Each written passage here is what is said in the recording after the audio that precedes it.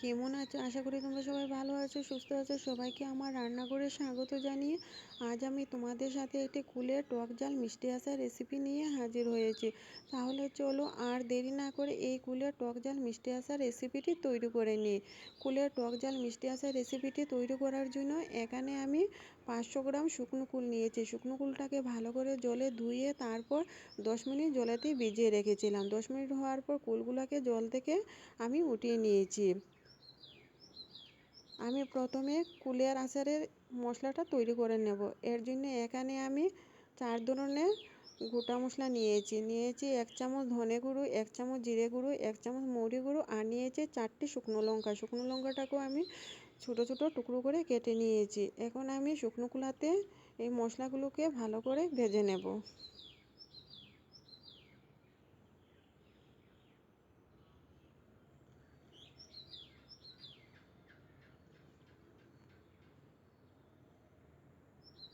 মশলাগুলো আমার ভাজা হয়ে গিয়েছে। এখন আমি নামিয়ে মশলাগুলোকে ঠান্ডা করে তারপর গুঁড়ো করে নেব।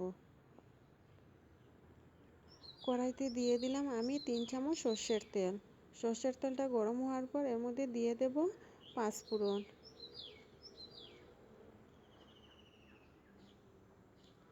পাঁচফোড়ন তেলের মধ্যে দিয়ে কিছু সময় নাড়াচাড়া করব, যতক্ষণ পর্যন্ত পাঁচফোড়ন থেকে সুন্দর গন্ধ চলে না আসে ততক্ষণ পর্যন্ত তেলের মধ্যে পাঁচফোড়নটাকে ভালো করে নাড়াচাড়া করে নেব। আমার পাঁচফোড়নটা ভাজা হয়ে গিয়েছে। এখন দিয়ে দিলাম কুলগুলো দিয়ে তেলের মধ্যে কিছু সময় নাড়াচাড়া করে তারপর দিয়ে দেব পরিমাণ মতো নুন।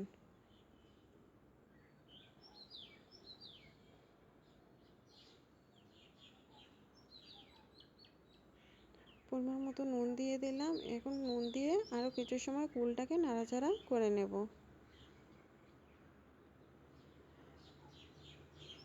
এখন দিয়ে দেব হলুদের গুঁড়ো। আমি হাফ চামচ হলুদের গুঁড়ো দিলাম আর হাফ চামচ লঙ্কার গুঁড়ো দিলাম।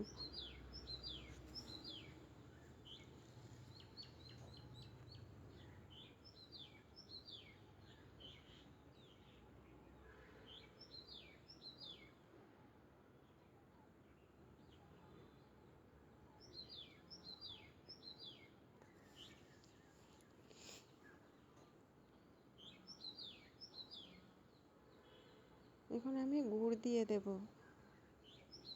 আচারের মধ্যে আমি দিয়ে দিলাম গুড় দিয়ে ভালো করে কুলটাকে নাড়াচাড়া করে নেব। যতক্ষণ পর্যন্ত গুড়টা গলে না যায় ততক্ষণ পর্যন্ত কুলটাকে ভালো করে গুড়ের সঙ্গে নাড়াচাড়া করে নিতে হবে।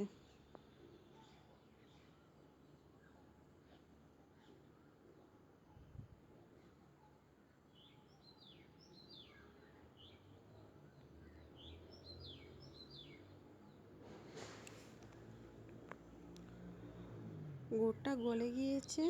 এখন আমি এর মধ্যে দিয়ে দেব ভিনেগার দিলে অনেক দিন পর্যন্ত কুলের আচার সংরক্ষণ করে রাখা যায়।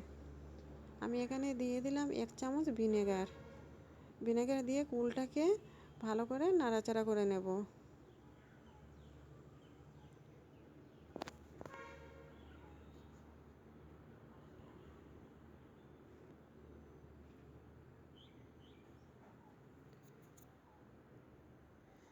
এখন দিয়ে দেব তৈরি করে রাখা ভাজা মশলার গুঁড়ো।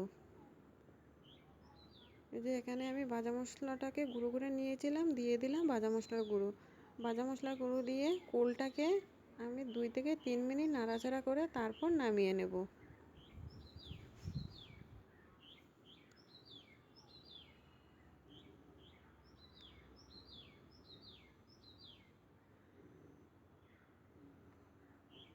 মশলাটাকে ভালো করে কুলের সঙ্গে আমি মিশিয়ে নিয়েছি।